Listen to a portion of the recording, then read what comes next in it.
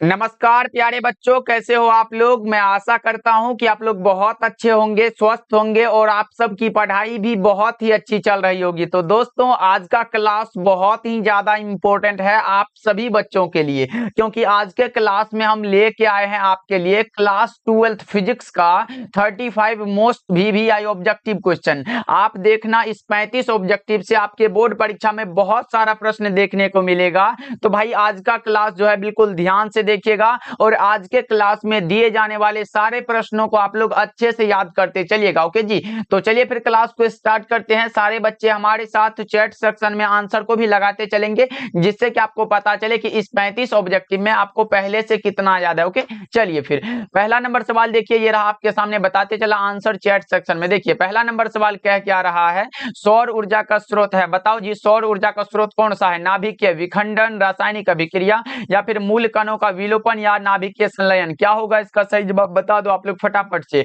तो सौर ऊर्जा का जो स्रोत होता है वो होता है नाभिकीय संलयन। Correct answer option number D हो जाएगा।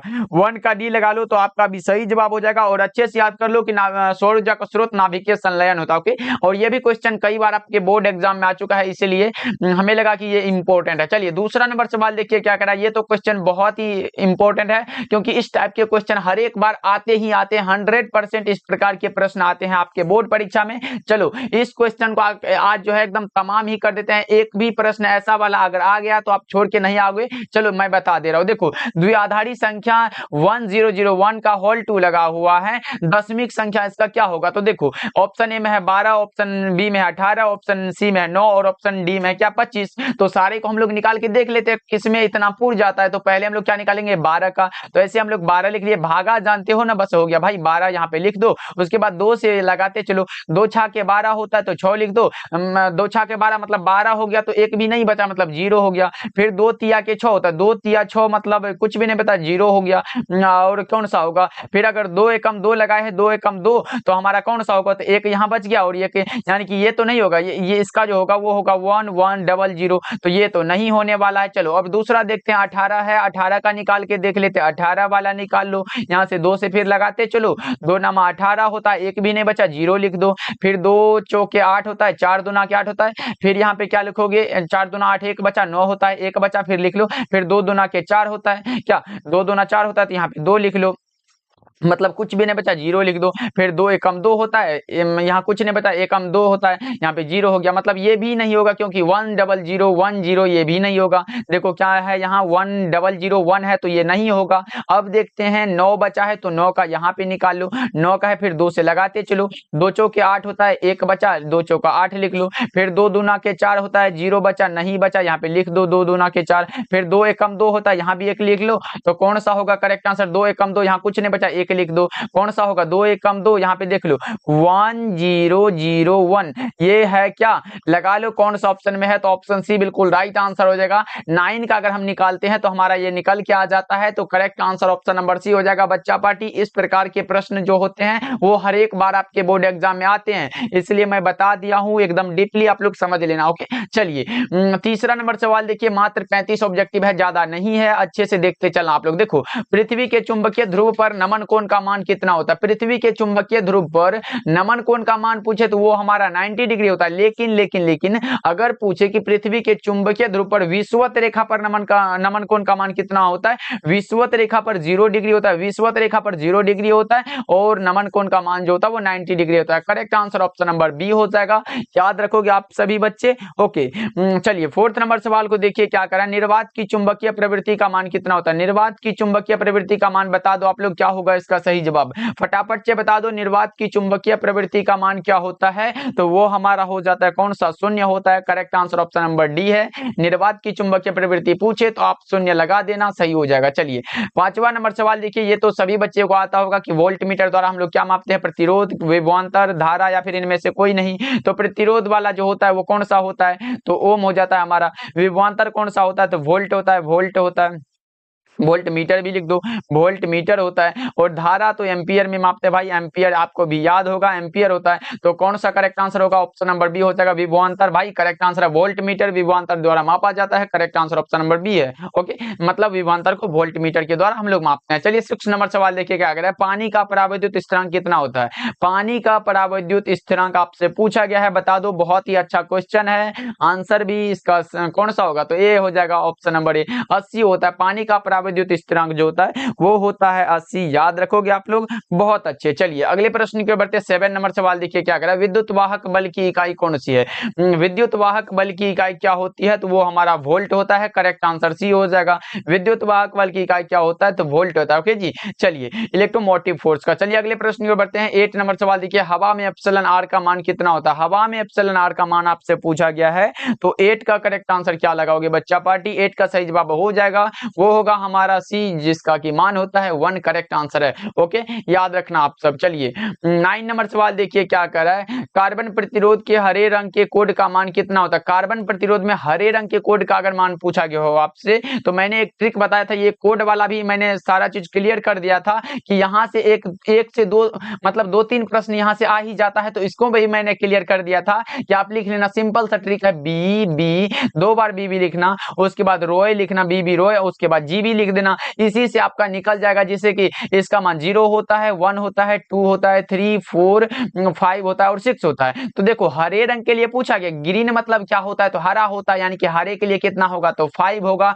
करेक्ट आंसर सी हो जाएगा। याद रखोगे आप लोग, ब्लू है, ब्लैक है, ब्लू ब्राउन है, रेड है, ऑरेंज है, येलो है, ग्रीन है और कौन सा? ब्लू है। याद रखिएगा आप लोग, बहुत इंपॉर्टेंट है। ओके, चलिए कॉपी में अगर जगह है तो इस बी का क्या लिखोगे? यहाँ पे लिख भी लो, इस बी का मतलब होता है ब्लैक, इस बी का मतलब क्या होता है? ब्राउन होता है, BROWN। और इस बी का आर का मतलब होता है रेड, आपको भी पता है। ऑरेंज हो गया, ये ऑरेंज हो गया, लिखते चलो बच्चा पार्टी, ऑरेंज हो गया। ये कौन सा होगा? तो येलो लिख लो, ये येलो हो गया। और ये ग्रीन है, तो जी से ग्रीन होता है, आपको भी पता है, ग्रीन हो गया। और ये कौन सा हो गया? तो ब्लू हो गया। बस इतना याद रखना भाई, एक भी प्रश्न ऐसा वाला अगर आ गया ना, तो एक भी प्रश्न आप छोड़ के नहीं आओगे, बशर्ते इतना चीज आपको याद होना चाहिए।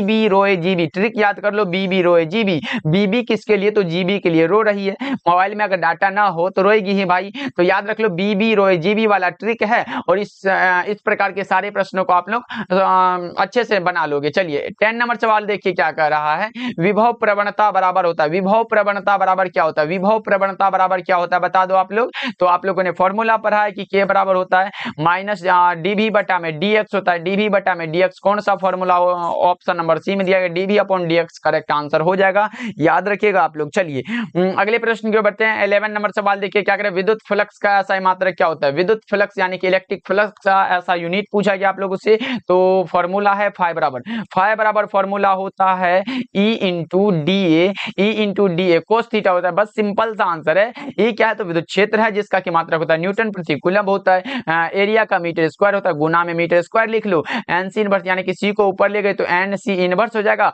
और मीटर स्क्वायर है तो मीटर स्क्वायर लिख दो। ये हमारा एक होता है, और दूसरा कौन सा होता है? तो वो वोल्ट मीटर होता है, correct answer option number C हो जाएगा। लेकिन इसको भी आप लोग याद रखिएगा कि विद्युतीय फ्लक्स का ये भी मात्रक है न्यूटन प्रति कूलम और मीटर स्क्वायर। ओके, चलिए 12 नंबर सवाल देखिए क्या कर रहा है, संबंध Q बराबर NE में क्या संबंध Q बराबर NE है, निम्नलिखित में कौन है जो n का मान संभव नहीं है? देखो Q बराबर जो फॉर्मूला है वो NE आपके सामने दिया हुआ है। n क्या है? तो ये हमारा सीरियल नंबर, मतलब जैसे प्राकृतिक संख्या 1 2 3 4 ऐसे करके लिखते चलते हैं, तो ये हमारा एक नंबर है, जैसे इसको लिख लो, 1 हो गया, फिर 2 हो गया, 3 हो गया, ऐसे लिख सकते हो। और E क्या है? तो ये इलेक्ट्रॉन का चार्ज है, तो कितना होता है? 1.6 into 10 to the power minus 19 coulomb के बराबर होता है, आपको भी पता है। अगर हम इसको इससे गुना करें तो ये निकल के जाता है, मतलब इसका ये होता है। लेकिन कभी भी आप ये नंबर जो है, यहाँ पूछा क्या गया, n का मान संभव नहीं है, मतलब n का मान कभी भी 1 होता है, 2 होता है, 3 होता है, 4 होता है, 5 होता है, 6 होता है, ऐसे करके। लेकिन कभी भी ये 2.5 नहीं होता, 1.5 नहीं होता है, मतलब 3.5 नहीं होता है, 4.5 नहीं होता, ऐसे करके नहीं होता। मतलब ये 4.2 कहां से घुस गया भाई? ऑप्शन सी लगा लो ना, बिल्कुल सही जवाब हो जाएगा, याद रखोगे आप लोग, बहुत अच्छे। चलिए अगले प्रश्न की ओर बढ़ते हैं। अगला प्रश्न देखिए क्या कर रहा है, 13 नंबर सवाल क्या कर रहा है, विद्युत परिपथ की शक्ति क्या होती है? P बराबर फॉर्मूला होता है एक P1 प्लस P2 एक फॉर्मूला होता है और दूसरा P बराबर एक होता है V स्क्वायर बटा में R होता है। बस याद रख लो, सिंपल सा दो है, लेकिन ये दोनों आपके बोर्ड एग्जाम में आया हुआ है। P बराबर P1 प्लस P2 और दूसरा आता है P बराबर V स्क्वायर बटा में R। कौन सा ऑप्शन सी बिल्कुल राइट आंसर हो जाएगा। देखो भाई, एक अगर ऐसा वाला प्रश्न पूछ दिया तो मतलब इसी से रिलेटेड प्रश्न आपके बोर्ड एग्जाम में कभी कभी पूछ दिया जाता है, इसलिए उससे रिलेटेड जितने भी चीजें होती है आप लोग उसको भी क्लियर करते चलना, जिससे कि आने वाले समय में ऐसा प्रश्न आए तो नहीं छोड़ के आना। ओके, चलिए 14 नंबर सवाल देखिए क्या करा है। दाता अपद्रव्य परमाणु की संयोजकता कितनी होती है? दाता अपद्रव्य परमाणुओं की संयोजकता कितनी होती है? तो 5 होती है। करेक्ट आंसर सी है। 14 का सी बिल्कुल राइट आंसर हो जाएगा। याद रखोगे आप लोग, बहुत अच्छे। चलिए 15 नंबर सवाल देखिए क्या करा है। टीवी प्रसारण के लिए, ये भी बहुत महत्वपूर्ण क्वेश्चन है, बता दो इसका राइट आंसर क्या होगा। टीवी प्रसारण के लिए निम्नलिखित में कौन सा आवृत्ति परास होता है? वो होता है 30 से 300 मेगाहर्ट्ज होता है, यानी कि एम होता है, एच होता है, जेड होता है। एम एच जेड होता है। करेक्ट आंसर सी हो जाएगा। एम एच जेड याद रखिएगा, मेगाहर्ट्ज होता है, ये सब नहीं होगा। ओके, चलिए 16 नंबर सवाल को देखते हैं क्या करें। एप्सिलॉन नोट का मात्रक क्या होता है? एप्सिलॉन नोट का मात्रक बता दो आप लोग। 16 का करेक्ट आंसर, यानी कि परमिटिविटी, पराविद्युतता का मात्रक पूछा गया है। अगर आपके सामने आए कि एप्सिलॉन नोट ना रहे, पराविद्युतता रहे, तो भी यही होगा। तो मैं बता दे रहा हूं, परमिटिविटी का अगर मात्रा पूछे तो वो होता है हमारा farad per metre. Correct answer option number B है। 16 का बी लगा लो, करेक्ट हो जाएगा। चलिए अगले प्रश्न की ओर बढ़ते हैं। 17 नंबर सवाल देखिए क्या कर रहा है। नाभिक में अल्फा कण उत्सर्जित होने पर परमाणु संख्या कितना से घट जाता है? नाभिक में अल्फा कण उत्सर्जित होने पर परमाणु संख्या कितना से घटता है? तो 2 से घटता है। करेक्ट आंसर बी हो जाएगा। 17 का बी लगा लो बच्चा, पार्टी सही हो। ओके, चलिए अगले प्रश्न की ओर बढ़ते हैं। कैथोड किरणें होती है। कैथोड किरणें क्या होती है? कैथोड किरणों जो है वो इलेक्ट्रॉनों का समूह है, इलेक्ट्रॉनों का ग्रुप है। Correct answer option number A हो जाएगा। याद रखिएगा, ये भी क्वेश्चन कई बार आपके बोर्ड एग्जाम में आ चुका है। 19 नंबर सवाल देखिए। एक गर्म तार एमीटर मापता है, क्या मापता है? तो प्रत्यावर्ती धारा का मूल माध्य वर्गमान मापता है। करेक्ट आंसर बी हो जाएगा। 19 का बी बिल्कुल राइट आंसर है। ये क्वेश्चन कई बार आपके बोर्ड एग्जाम में, जैसे कि 2020 में भी ये क्वेश्चन आया हुआ था। चलिए 20 नंबर सवाल देखिए। 1 वोल्ट बराबर क्या होता है? ये तो भाई समझने वाला बात है। ये मात्रक भी कभी कभी पूछ दिया जाता है कि वोल्ट बराबर क्या होता है फॉर्मूला। तो देखो, वोल्ट बराबर पढ़े हो कि भी से इसको डिनोट करते हैं। V बराबर W अपॉन Q, आप लोग फॉर्मूला को पढ़े। मतलब W का क्या होगा? तो जूल होगा। Q का कौन सा? कूलम है, तो चार्ज होगा, तो कौन सा? Q लगा लो। और C हो जाएगा, तो जूल प्रति कूलम एक हमारा ये हो जाएगा। तो 1 वोल्ट अगर यहाँ पे लिखे हम, 1 वोल्ट बराबर 1, यहाँ भी दे दो, जूल प्रति कूलम हो गया। 1 वोल्ट बराबर 1 जूल प्रति कूलम, जहां भी मिल जाए तो करेक्ट आंसर लगा सकते हो आप। करेक्ट आंसर भी हो जाएगा बच्चा पार्टी। अगर मात्रक पूछे तो जूल प्रति कूलम होता है, या फिर W अपॉन विभव बराबर क्या होता है? W अपॉन Q होता है। इसको भी याद रखना, क्योंकि ये भी क्वेश्चन आया हुआ है कि विद्युत विभव बराबर क्या होता है? तो W अपॉन Q। इसी को हम लोग तोड़ के लिखते हैं तो जूल प्रति कूलम निकल के आता है। चलिए 21 नंबर सवाल देखिए। डायनेमो के कार्य का सिद्धांत आधारित है, किस पर आधारित होता है? तो यह होता है विद्युत चुंबकीय प्रेरण पर। ऑप्शन नंबर बी हो जाएगा सही जवाब। 21 का बी लगा रहे हो आप लोग, तो आपका भी सही जवाब हो जाएगा। सारे बच्चे जो है एक बार क्लास को भी लाइक करेंगे। जितने भी बच्चे हमारे साथ जुड़े हुए हैं, चैनल पे पहली बार जुड़ रहे हैं, तो सब्सक्राइब भी करेंगे चैनल को। जी प्यारे बच्चों, जुड़ जाओ हमारे साथ। एग्जाम का बहुत ही कम समय बच्चा है, लेकिन तैयारी आप लोगों को बहुत करना है। तो कम समय में तैयारी करने के लिए भाई जुड़ो ना हमारे साथ, और अच्छे से तैयारी करो जुड़ के। बिल्कुल फ्री है, सारा चीज फ्री दिया जाता है। चलिए 22 नंबर सवाल देखिए क्या करें। निम्नलिखित में किसका अपवर्तनांक सबसे अधिक होता है? अपवर्तनांक की बात हो, वो भी सबसे अधिक, तो वो हमारा डायमंड का होता है भाई। कौन सा? तो ऑप्शन नंबर डी में दिया गया, हीरा। ऑप्शन डी लगा रहे हो आप लोग क्या? ऑप्शन डी बिल्कुल राइट आंसर। आप पूछोगे सर हीरा का अपवर्तनांक कितना होता है, तो याद रखना 2.42 होता है हीरा का अपवर्तनांक। ओके, चलिए 23 नंबर सवाल देखिए क्या कर रहा है। हाइड्रोजन स्पेक्ट्रम में कौन सी श्रेणी दृश्य भाग में होती है? दृश्य भाग में होने वाला जो होता है वो होता है बामर श्रेणी। करेक्ट आंसर भी है। 23 का बी हो जाएगा बिल्कुल सही जवाब। याद रखिएगा आप लोग 23 का। आप लोग भाई आंसर नहीं लगा रहे हो, एनर्जी नहीं दिख रहा है, फटाफट से आप लोग आंसर को लगाते चलो। 24 नंबर सवाल देखिए। प्रतिघात का मात्रक क्या होता है? प्रतिघात का मात्रक क्या होगा बता दो। 24 का करेक्ट आंसर। 24 का सभी बच्चे बता दो। प्रतिघात का मात्रक क्या होता है? प्रतिघात का जो मात्रक होता है वो हमारा कौन सा होता है? मैंने बताया था कि आपके सामने अगर रहे कि प्रतिरोध का मात्रक क्या होता है, प्रतिरोध रहे, प्रतिबाधा रहे, या फिर क्या रहे तो धारितीय, या फिर रहे क्या तो धारितीय प्रतिघात रहे, धारितीय धारित या प्रतिघात रे, अगर इन सारी चीज अगर आपके सामने है तो समझो सबका क्या होता है, तो ओम होता है, ओम हो जाएगा। करेक्ट आंसर कौन सा ऑप्शन में दिया गया, तो ऑप्शन ए बिल्कुल राइट आंसर हो जाएगा। याद रखिएगा आप लोग, बहुत ही इंपॉर्टेंट है। चलिए 25 नंबर सवाल देखिए क्या कर रहा है। कांच से हवा में प्रवेश करते समय किस प्रकाश का क्रांतिक कोण सबसे कम होता है, सबसे कम होने वाला कौन सा होता है और सबसे अधिक होने वाला कौन सा होता है, सारी चीजों को यही क्लियर कर देता हूं भाई। याद रखना, देखो ये क्या होता है, सबसे अधिक पूछा गया है, तो आपको एक याद रखना, बे एक होता है बेजा, बेजानी, बेजानी ह पी नाला, बेजानी ह पी ना और ला हो जाएगा। देखो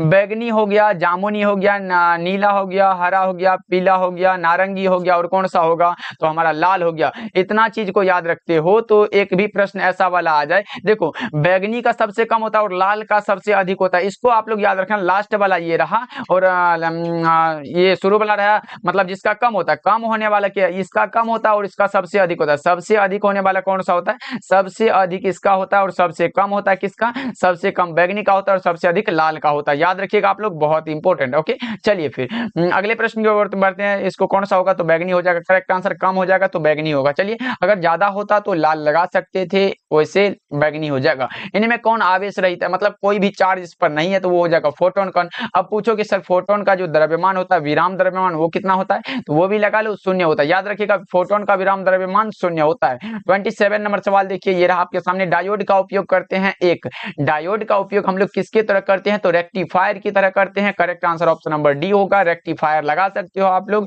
करेक्ट आंसर डी हो जाएगा 27 का। ओके चलिए 28 नंबर सवाल देखिए क्या कह रहा है। उत्सर्जित फोटो इलेक्ट्रॉन की ऊर्जा निर्भर करती है, किस पर निर्भर करती है, उत्सर्जित फोटो इलेक्ट्रॉन की ऊर्जा किस पर निर्भर करेगी, बता दो आप लोग फटाफट से। उत्सर्जित फोटो इलेक्ट्रॉन की ऊर्जा किस पर निर्भर करती है, तो वो करती है प्रकाश के तरंगदैर्घ्य पर। Correct answer option number B हो जाएगा। तरंगदैर्घ्य का जो मात्रक होता है वो होता है एंगस्ट्रॉम, इसको भी आप लोग याद रखिएगा, बहुत ही इंपॉर्टेंट है। चलिए 29 नंबर सवाल देखिए, लेंस की क्षमता का मात्रक क्या होता है।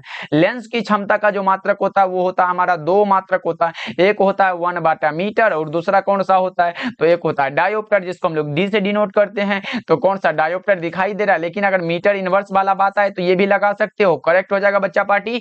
मैंने क्या बताया, एक होता है मीटर इनवर्स और दूसरा कौन सा होता है, डायोप्टर। दोनों को याद रख लो कि लेंस की क्षमता का दो मात्रक होता है, एक होता है डायोप्टर जिसको हम लोग प्रचलित मात्रक करते हैं और ऐसा ही मात्रक मीटर इनवर्स होता है। चलिए अगले प्रश्न की ओर बढ़ते हैं। 30 नंबर सवाल देखिए क्या कर रहा है। मन ओ हो हाँ, अब आपके सामने आ चुका। मनुष्य के आंख के रेटिना पर बना हुआ प्रतिबिंब कैसा होता है, ये हमारा होता है कौन सा, एक हमारा होता है वास्तविक होता है, मतलब वास्तविक होता है, और दूसरा कौन सा होता है, वास्तविक और क्या होता है, तो उल्टा होता है। याद रखिएगा वास्तविक और उल्टा होता है। करेक्ट आंसर कौन सा होगा, यहाँ तो कुछ अलग ऑप्शन दिया गया है, काल्पनिक नहीं होगा, उल्टा हो जाएगा और सीधा नहीं होगा, वास्तविक होगा। ऑप्शन नंबर बी और डी सही जवाब हो जाएगा। बी और डी दोनों सही है बच्चा पार्टी, याद रखिएगा। और ये क्वेश्चन आपके बोर्ड एग्जाम में सेम टू सेम ऐसा ही पूछा गया था, जैसा ऑप्शन उसमें था वैसा ही इसमें भी टाइप किया गया, इसमें कोई गड़बड़ी नहीं है। ये आपके बोर्ड एग्जाम के द्वारा पूछा गया है, तो करेक्ट आंसर कौन सा लगाओगे, उल्टा और वास्तविक होता है, याद रखिएगा आप लोग। ओके चलिए अगले प्रश्न की ओर बढ़ते हैं। 31 नंबर सवाल देखिए क्या कह रहा है। आयाम मोडुलन सूचकांक का मान कितना होता है, 0 से 1 के बीच होता है। करेक्ट आंसर बी हो जाएगा, 0 तथा 1 के बीच होता है, याद रखिएगा आप लोग। 32 नंबर सवाल देखिए, कूलम्ब बल कैसा बल है, कूलम्ब बल कैसा बल होता है बता दो आप लोग। यह होता है केंद्रीय बल होता है, विद्युत बल दोनों होता है। Correct answer option number C हो जाएगा, ए और बी दोनों याद रखोगे आप लोग, बहुत अच्छे। चलिए 33 नंबर सवाल देखिए क्या कह रहा है। ये रहा आपके सामने, बता दो इसका राइट आंसर क्या होगा। यदि समरूप विद्युत क्षेत्र एक्स अक्ष की दिशा में हो तो विद्यमान हो तो समविभव क्या होगा। देखो अगर यहाँ पे x दिया हुआ है आपके सामने, तो देख लो कौन सा ऑप्शन में x नहीं है, समझ लो इसमें तो x है, ये नहीं होगा, इसमें भी x है, ये भी नहीं होगा, तो होगा कौन सा, वाइजर तेल की दिशा में, ऑप्शन नंबर सी लगा लो। बच्चा पार्टी ऐसा नहीं होता, ये मतलब समझने के लिए मैं बता दिया हूं, जिसमें x नहीं है वो हो जाएगा करेक्ट आंसर। चलिए अगले प्रश्न की ओर बढ़ते हैं। 34 नंबर सवाल देखिए क्या कर रहा है। किसी विभव मापी की संवेदनशीलता को बढ़ाने के लिए क्या करना होगा, क्या वो इसका अनुप्रस्थ क्षेत्रफल बढ़ाना चाहिए, इसकी धारा को घटाना चाहिए, इसकी धारा को बढ़ाना चाहिए, या फिर इसकी लंबाई को घटाना चाहिए, क्या करना चाहिए, तो इसकी धारा को घटा देना चाहिए। Correct answer option number B हो जाएगा, बिल्कुल सही जवाब है 34 का। ओके याद रखिएगा आप लोग। चलिए एंड लास्ट सवाल है आपके सामने, बता दो व्हीटस्टोन ब्रिज से क्या मापा जाता है, बता दो 35 का करेक्ट आंसर क्या होगा। व्हीटस्टोन ब्रिज से मापा जाता है उच्च प्रतिरोध, निम्न प्रतिरोध, उच्च तथा निम्न प्रतिरोध, या फिर विभवांतर, क्या मापा जाता है, तो यह मापा जाता है उच्च तथा निम्न प्रतिरोध। Correct answer option number C हो जाएगा। 35 का सी बिल्कुल बिल्कुल राइट आंसर है, याद रखिएगा आप लोग, बहुत इंपॉर्टेंट है। ओके चलिए, आज का क्लास आपको कैसा लगा कमेंट करके बताइएगा, और इस 35 ऑब्जेक्टिव में आपका सही कितना हुआ ये भी कमेंट करके बताइएगा। ओके जी, मिलते हैं फिर अगले क्लास में।